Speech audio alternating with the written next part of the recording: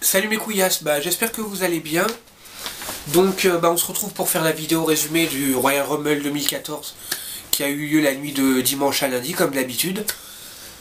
Donc encore une fois, excusez-moi pour la lenteur. La vidéo qui vient que le lendemain, on est mardi quand même, ça a eu lieu dimanche lundi, bon. Hein. Excusez-moi. Comme je dis souvent dans ma vidéo de pronostic, en fait, donc, comme j'ai une formation, formation professionnelle, donc je rentre chez moi le soir, il est 18h30, je regarde le pay-per-view sec, donc je finis de regarder le pay-per-view, il est genre 21h, 22h. Donc après, je n'ai en aucun cas le temps de faire de vidéo résumée, surtout que je vais pas commencer à faire une vidéo à 22h. Ma petite soeur en cours et tout le bordel, donc je vais pas faire chier le monde. Je pense que vous pouvez comprendre. Donc je fais la vidéo seulement maintenant, je vous raconte ma life comme un sans amis, enfin bon, bref. Non, je déconne. Bon, donc le pay-per-view qui a eu lieu le dimanche à lundi, comme d'hab. Je vais pas... j'ai regardé les vidéos d'une autre personne qui fait des vidéos résumées, donc Closer to God 76, qui fait d'excellents vidéos résumées que je regarde à chaque fois. Et en fait, j'ai à peu près le même point de vue, peut-être pas sur tout, mais en général, pour dire qu'en fait ce pay-per-view était une déception. Pour moi, c'était une déception. Pourquoi? Parce que, vous allez voir dans ce que je vais vous dire, mais on n'a pas eu de surprise. On a été spoilé à 200 km, et j'ai envie de dire, putain de merde, enculé. Non, je déconne. Non mais sérieusement, j'ai l'impression qu'on s'est un petit peu foutu de notre gueule là, et franchement, ouais, moyen quoi. Donc on va commencer avec le pré-show. Donc le pré-show c'était les Road Brothers, donc la Brotherhood, je sais pas comment ils disent, contre les New Age Outlaws, donc Billy Gunn et Road Dogg Jesse James. Badass Billy Gunn, le surnom on s'en fout. Donc c'était pour les United Tag Team Championship, les ceintures par équipe unifiée. Alors, j'ai absolument pas regardé le match parce que j'ai regardé ça sur AB1, donc le pré-show il n'est pas diffusé. Apparemment, d'après ce qu'on m'en a dit, c'était pas top. Et le résultat, à mon plus grand désarroi, j'ai envie de dire, victoire des New Age Outlaws. J'ai rien contre les New Age Outlaws en particulier, mais c'est juste que moi personnellement, c'est pas rendre service forcément à la division tag team. Je m'explique. En fait, on est passé de Team Elno, donc Kane et Daniel Bryan, qui ont quand même apporté quelque chose de sympathique dans la division tag team. C'était quand même une très bonne équipe. Donc on est passé de Team Elno à The Shield, donc The Shield, Roman Reigns et Seth Rollins, ils ont déchiré leur race. Ça a été une super bonne équipe. Eux ont aussi relevé le niveau de la division tag team. On a enchaîné sur Cody Rhodes et Goldust, qui eux aussi ont été magiques et ont encore plus monté le niveau de la division tag team. Je fais des mouvements chelous avec mes mains, ouais. Et pour faire quoi?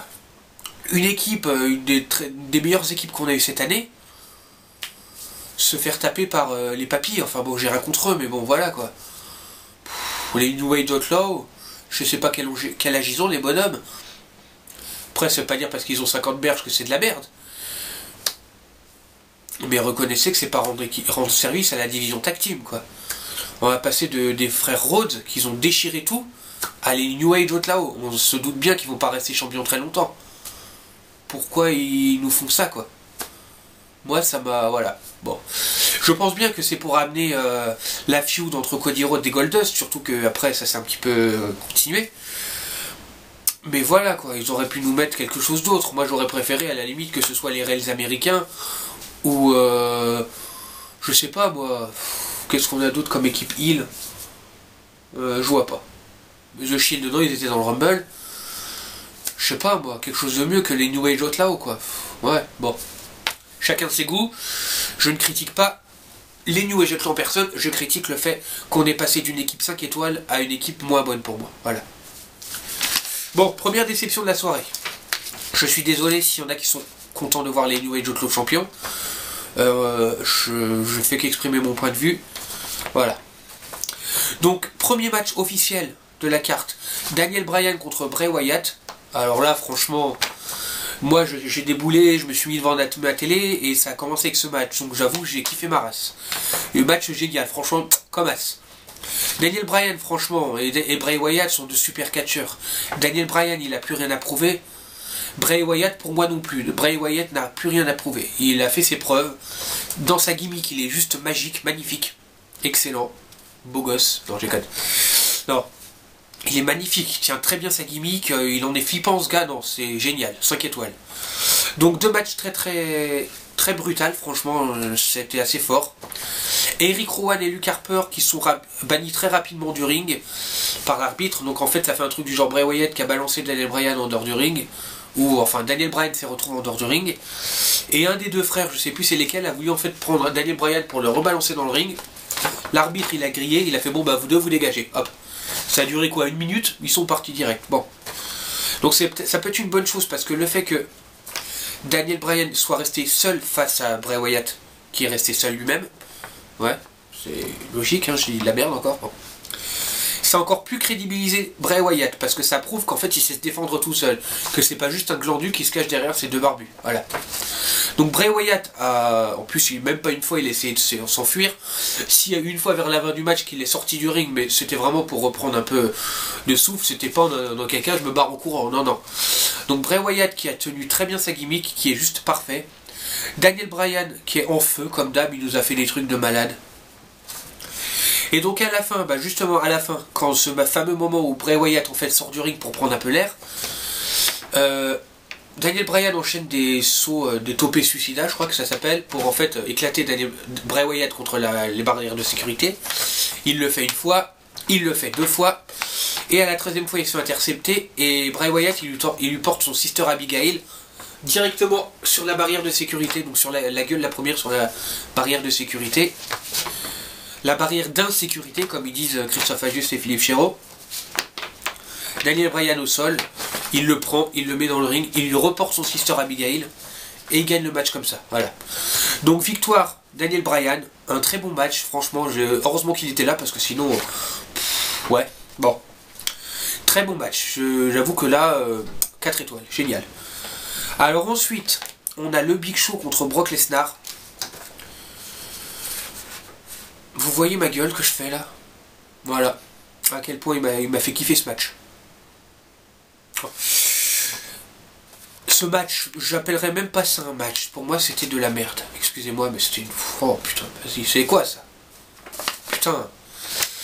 Quand j'ai fait la vidéo, le pronostic, je me réjouissais un peu. Je me suis dit, c'est bien, on va voir Brock Lesnar, qui est une bête, un daron, un brutal. Pour une fois, il va se taper contre quelqu'un qui fait pas office de petit garçon à côté de lui niveau carrure. Pas niveau talent, niveau carrure. C'est-à-dire que quand il se tape contre John Cena, CM Punk, ils font tout petit à côté de lui. Triple H, il fait un peu plus à sa taille, mais même il fait quand même petit par rapport à Brock Lesnar. Brock Lesnar, il est quand même massif. Hein.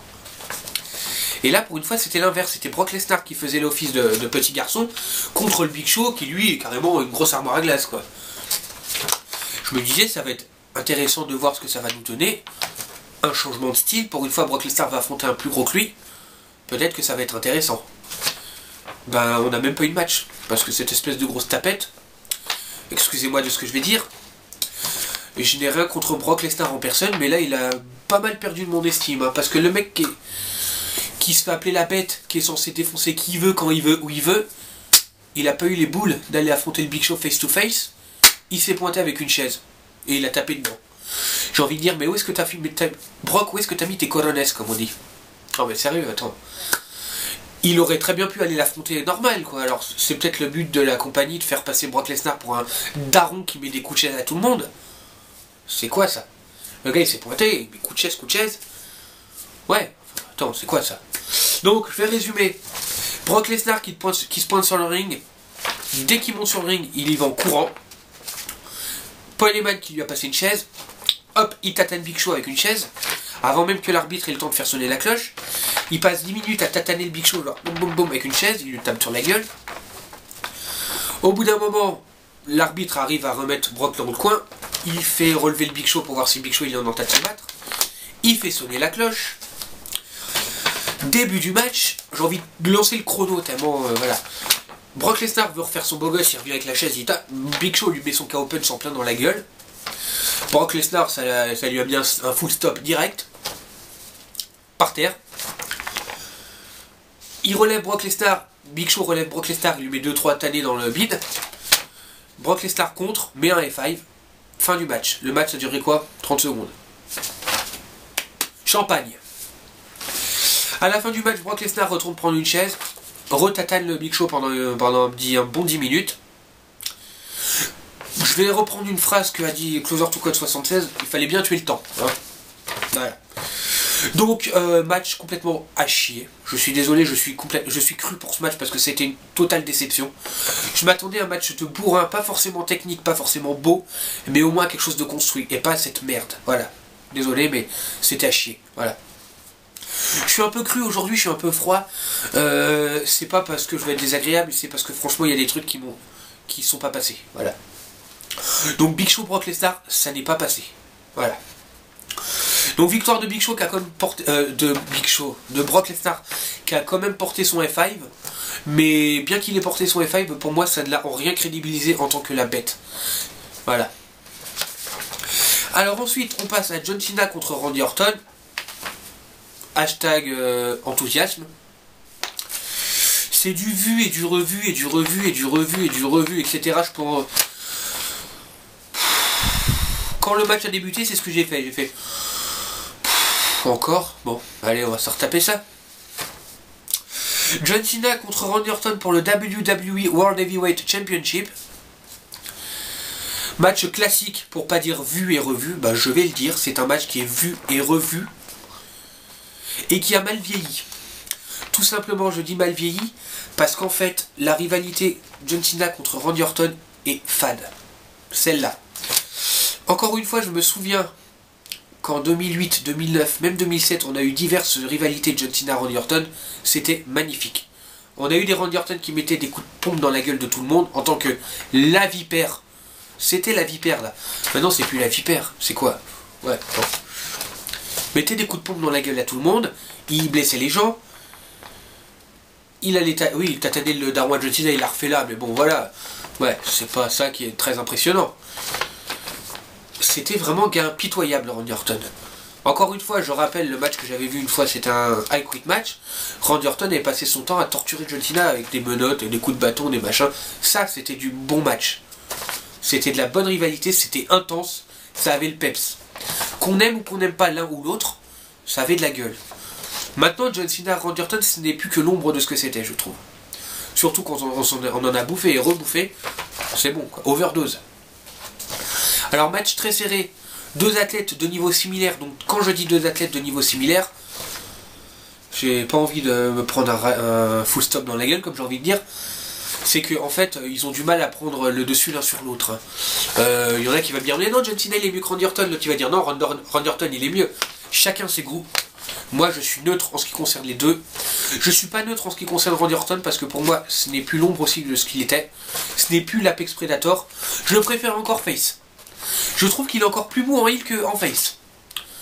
Moi, je veux qu'il soit heal, mais qu'il soit la vipère qu'il était en 2009. Le mec impitoyable. Mais pas ce gars-là qui est... Voilà. C'est ennuyeux, quoi. Bon. Alors, niveau très serré, à un moment, John Cena veut porter son attitude adjustment sur Randy Orton. L'arbitre se prend les pieds de Randy Orton dans la gueule. Bon. À dire quoi. On va faire comme si on n'avait rien vu. L'arbitre qui est par terre, qui fait dodo pendant un quart d'heure alors qu'il a juste pris un... Ok, bon. Randy Orton, il en profite pour mettre un coup de ceinture dans la gueule à John Cena. Donc, c'était la ceinture poids lourd. Puis le match reprend. Voilà. Randy Orton tente de tomber, ça passe pas, le match redémarre. Il y a eu un moment qui m'a quand même fait un petit peu triper dans le match. C'était le seul moment pour moi qui était, on va dire, intéressant. C'est vers la fin. C'est quand ils ont essayé de faire les prises de l'autre. Donc il y a Randy Orton qui a tenté un STF. C'est assez marrant. Et puis il a tenté après un attitude adjustment sur Cena. Donc à chaque fois il y a eu le tombé, c'est pas passé. Et après il a essayé de relever John Cena. John Cena qui lui a mis un RKO, c'est assez marrant à voir. Qui a tenté le tomber, c'est pas passé. Bon. Et à la fin, il y a Randy Orton qui se fait coincer par John Cena qui lui porte son STF. Tout d'un coup, les lumières s'éteignent. Avec la musique de la Wyatt Family. La Wyatt Family qui apparaît sur les côtés du ring. Ça distrait John Cena, donc Randy Orton en profite pour lui asséner un RKO. Et gagne le match. Donc après, Randy Orton est content, il a gagné le match, il repart normal. Tranquille. La famille Wyatt rentre dans le ring et elle attaque John Cena. Donc John Cena se fait casser la gueule, littéralement. Et il se prend un Sister Abigail de la part de Bray Wyatt. Voilà. Donc le match a fini là-dessus. Randy Orton conserve ses titres, ou son titre, je sais pas comment on doit dire ça. C'était tellement un grand what the fuck, tellement c'était surprenant, pour moi, il n'y a aucun suspense quoi. Alors, on va pas être ouais, bon. Alors on va finir avec le Royal Rumble match. Donc pour faire le résumé de ce match qui est quand même très complexe à faire, je vais pas dire lui il est rentré en premier, deuxième, troisième, quatrième, cinquième, sixième jusqu'à la fin, et lui il a éliminé lui il a éliminé lui, je pense que ça vous gonflerait vite fait. Donc j'ai fait une petite synthèse, avec les 5 premières entrées, les moments what the fuck, les moments un peu surprenants, les retours, et les dernières éliminations avec le final four, voilà. Donc, première entrée CM Punk, deuxième entrée Seth Rollins, donc le match commence entre CM Punk et Seth Rollins, troisième entrée Damien Sandow, quatrième entrée Cody Rhodes, et cinquième entrée Kane. Je fais ça parce que est-ce qu'on peut réellement dire que c'était Kane? Kane ne l'est plus pareil que l'ombre de ce qu'il était. Je suis désolé, le mode corporation ne lui va pas du tout. Voilà. Alors moi j'adore Kane, franchement c'est un athlète que je respecte énormément, je suis un fan de Kane. Au début j'ai trouvé ça intéressant qu'il intègre la nouvelle corporation avec son look corporate. Mais... oh, il est rentré dans le ring en 5ème, il a duré quoi, 2 minutes? Et c'est mon premier moment what the fuck de match. Kane qui est éliminé très rapidement par CM Punk. C'était une humiliation. Il s'est pris la honte de sa life quoi. Kane, c'est Kane. C'est le frangin de l'Undertaker. C'est le Big Red Monster, c'est le démon préféré du diable, tout ce que tu veux. C'est un destructeur, c'est pas... attends, c'est une grosse tapette qui est montée sur ligne qui s'est pété genre 2 secondes quoi. Non, non, je fais attends, c'est quoi ça? J'ai eu une migraine quand j'ai vu ça, je fais putain Kane. T'es tombé bien ma couille. Bon. Alors premier moment what the fuck du match, Kane qui est éliminé comme une merde par CM Punk. Le moment what the fuck de Kofi Kingston qui nous fait un truc à chaque fois, à chaque match. À chaque Royal Rumble il nous fait un truc de ouf. Là ça n'a pas fait exception, il nous a fait un truc magnifique. Je vais vous demander 2 secondes, je vais regarder si ma caméra continue de filmer, excusez-moi. Je pense que oui. Mais excusez-moi encore. Donc le moment Kofi Kingston, alors en fait il y a eu un truc avec le nouveau venu, la NXT, Alexander Rusev. Rusev c'est un russe ou c'est un, je sais pas trop quoi il a fait d'ailleurs une belle performance. En fait il y a eu un truc genre, lui Rusev il s'est fait éliminer, il était vénère. Et Kofi Kingston qui s'est fait genre balancer. Mais c'est Rusev qui l'a réceptionné. Qui est allé le poser sur la barrière de sécurité, qui l'a tatané 2-3 fois, mais il l'a laissé sur la barrière de sécurité, genre cochon pendu, comme as. Bon. Kofi qui s'est relevé, et qui nous a fait une Spider-Man, il nous a fait un bond de la barrière de sécurité jusqu'au ring. Alors oui, c'était peut-être moins impressionnant que ce qu'il nous fait les années précédentes, mais quand on voit la distance qu'il y a de la barrière de sécurité au ring, c'est quand même coton, hein. Il est quand même balèze le gars.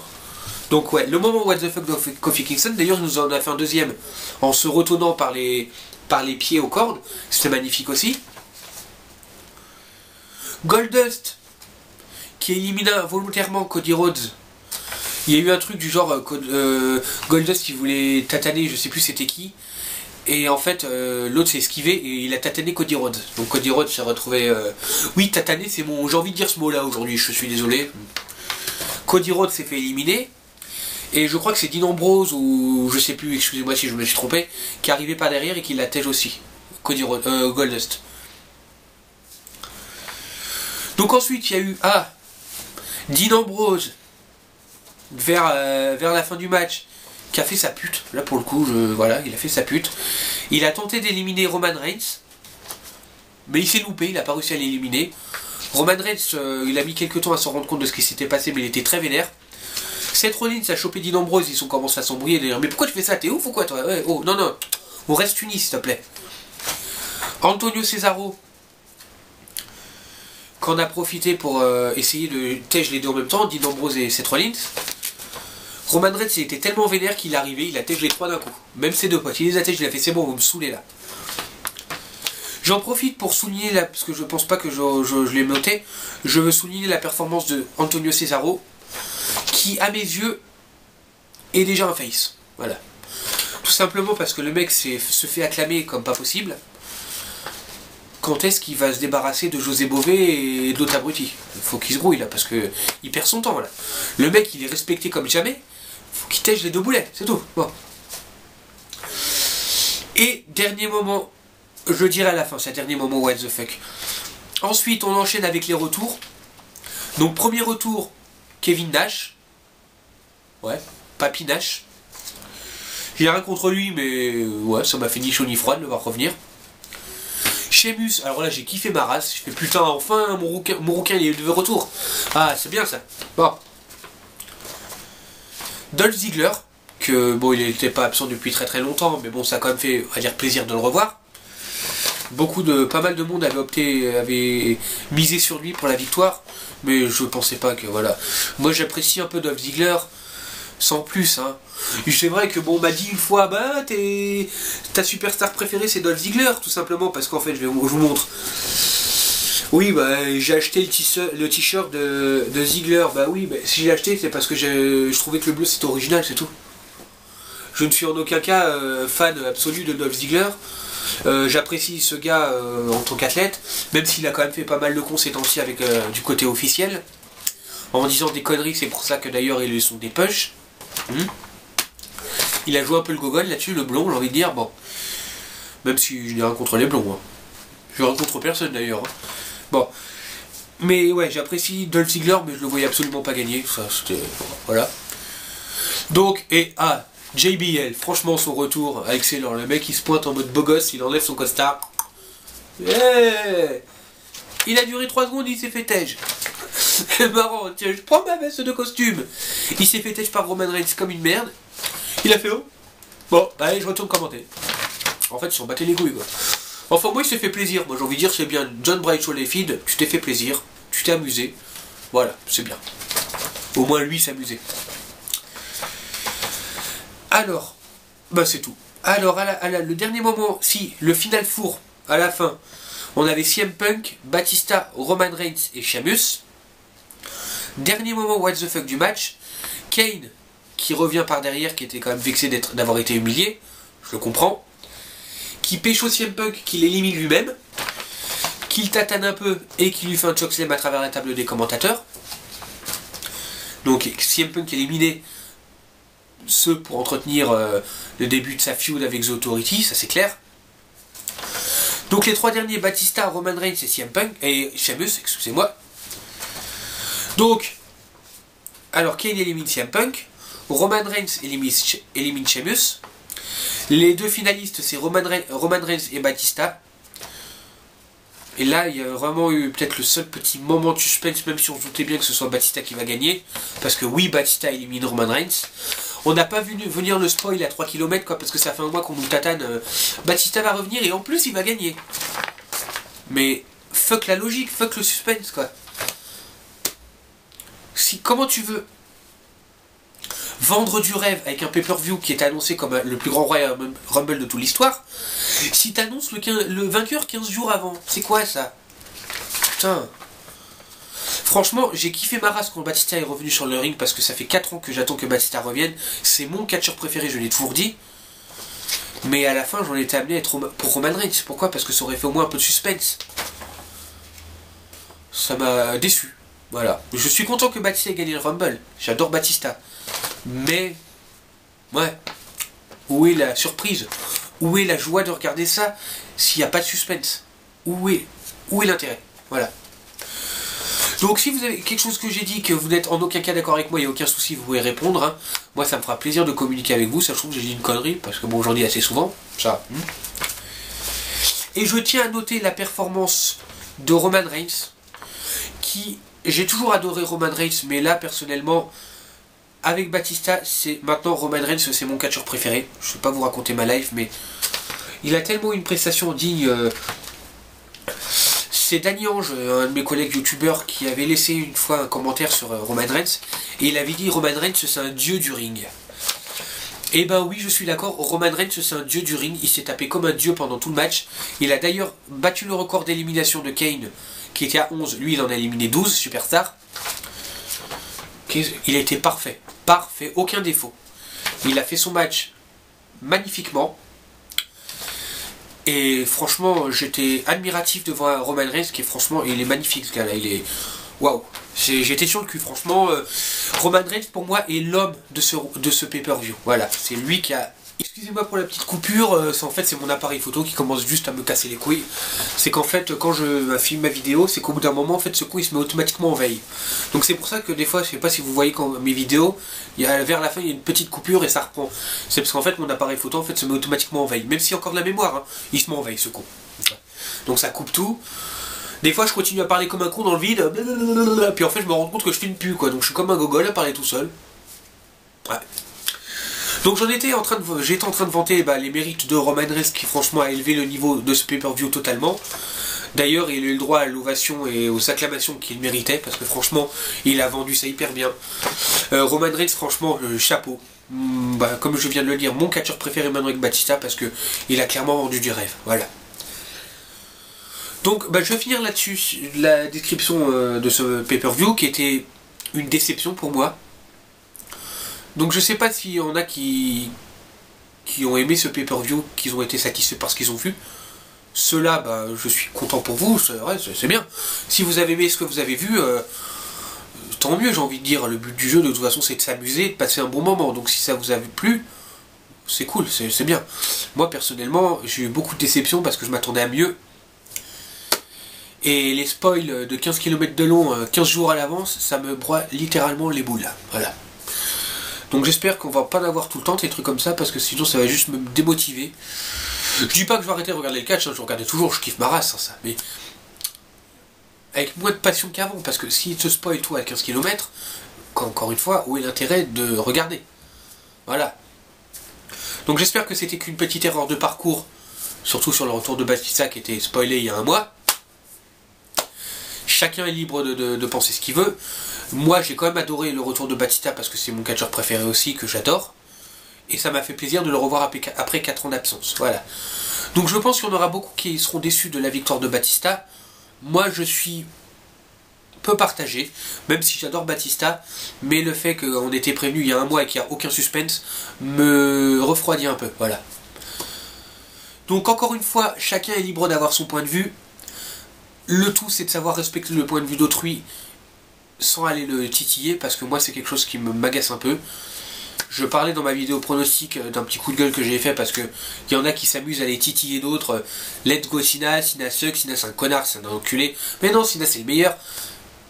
Pourquoi faire? Ça sert à quoi? Ouais, je suis en mode peace and love, mais voilà, je veux dire, je sais pas moi. À quoi ça sert à part attiser plus de haine et que ça finit en clash? C'est-à-dire que tu fais ça, c'est que tu veux le clash, et puis ça sert à rien. Moi quand je vais sur mon PC, je vais pas vous raconter, je vous raconte ma life, je suis désolé. Mais quand je pose mon gros huc devant mon PC, c'est pour aller sur Facebook ou sur YouTube ou sur autre site. C'est pour me détendre. Le divertissement, c'est se poser et passer un bon moment. Moi, les amis que j'ai sur Facebook, vous que je suis en train de vous partager ma vidéo, ça me fait plaisir de parler avec vous. Si vous avez envie de venir bonjour, ça va, comment tu vas, ou parler d'autre chose, ça me fera plaisir parce que c'est tout simplement un moment de détente. Et où il faut savoir être pépère, tranquille, voilà. Faut pas s'énerver pour des trucs inutiles, il y a des problèmes bien plus graves que ça dans le monde, quoi. Voilà. Donc je vais finir la vidéo là-dessus. J'espère que vous avez quand même pas trop été déçus par ce qui nous a été proposé. Encore une fois, ça me fait plaisir de vous faire cette vidéo, j'adore vous parler de mon point de vue. Donc éventuellement, si vous avez des retours à me faire, il n'y a aucun souci. Donc je fais tous les mois 2 vidéos, une vidéo analyse, une vidéo pronostic et une vidéo résumé de pay-per-view WWE que je poste sur ma chaîne. La vidéo pronostic c'est fait à partir de mes impressions personnelles. Donc j'essaye d'être le plus objectif possible, le plus neutre, mais j'apporte ma petite touche personnelle, comme vous avez pu voir. Le résumé c'est pareil, avec ma petite touche, voilà. Histoire de vous donner mon point de vue et de recueillir un maximum le vôtre parce que ça m'intéresse. Voilà, j'ai pas d'amis, donc voilà. Pardon, le fou rire tout seul. Non, sérieusement, on est en tant que communauté et le fait de partager notre point de vue dans un esprit communautaire et convivial, moi c'est quelque chose qui me plaît beaucoup. Voilà. Donc encore une fois, on a une passion commune qui est le catch, c'est notre passion. Communiquons-la entre nous, communiquons-la aux autres. dans la bonne humeur surtout, parce que moi c'est quelque chose que je trouve super important, de rester positif, voilà. Message de paix, machin, truc bidule, bon, non sérieux. Donc oui, je propose également des autres vidéos analyse pay-per-view WWE, c'est-à-dire qu'en fait j'ai pris un pay-per-view au hasard de la WWE que j'ai en DVD, je le regarde à fond, et je vous en fais l'analyse, voilà. Ça fait un petit moment que j'en ai pas fait d'ailleurs, il faudra que j'en fasse. J'ai encore Survivor Series à analyser pour Kenzo Lamonto, donc toi qui regardes cette vidéo, si tu la regardes, je ne t'ai pas oublié, mais j'ai tellement de choses à faire en ce moment que ça fait 3 mois que je te dis la même chose, hein, mais franchement j'avoue que je déconne, mais dès que j'ai ma paye là, je vais sur Amazon et je le commande, promis, voilà. Donc, et je fais à part ça des vidéos gaming, donc des vidéos sur le jeu Link to the Past, Mega Man X, que j'ai fini mais qui reste encore 2-3 épisodes à poster, Super Mario World aussi. Ouais, voilà. Et des petits vidéos délire, c'est-à-dire que je vais faire un truc complètement con. J'en ai fait 2-3 complètement ouf. Et des vidéos délire, voilà, parce que j'aime bien tout ce qui est attrait au comique, voilà. Bon. Je vous ai bien raconté ma live pendant une demi-heure, ça m'a fait plaisir, parce que, voilà. Non, bon, j'espère que, voilà, cette vidéo vous a plu, donc vous n'hésitez surtout pas à la partager un maximum et à laisser un petit commentaire si vous avez quelque chose à me dire. Moi, ça me fera plaisir d'y répondre. Je vais vous souhaiter une bonne soirée parce que là il fait un peu nuit, c'est pour ça qu'il y a la luminosité un peu bizarre avec mon voilà, avec ma lumière de l'ampoule et la luminosité de mon appareil d'ailleurs, un de ces jours il va falloir que je le change. Donc voilà, si vous savez pas quoi m'offrir pour Noël, un putain de caméscope comme as. Numérique hein, bien sûr. Ouais, oh. Non bon sérieusement, je vais vous souhaiter une bonne soirée, une bonne continuation pour cette semaine. Encore une fois, il n'y a pas de souci, si vous avez un truc à me dire, un commentaire, je suis prêt à entendre tout, enfin tout, du moment qu'on reste dans la politesse. Si vous n'êtes pas d'accord avec ce que j'ai dit, il n'y a surtout aucun souci, vous n'hésitez pas, du moment que vous restez poli, vous me dites voilà, t'as dit ça, ça, ça, je suis pas d'accord. Ok, il n'y a aucun souci, voilà. Donc je vous laisse encore une fois, je vous souhaite une bonne soirée, je vous dis à plus, ciao.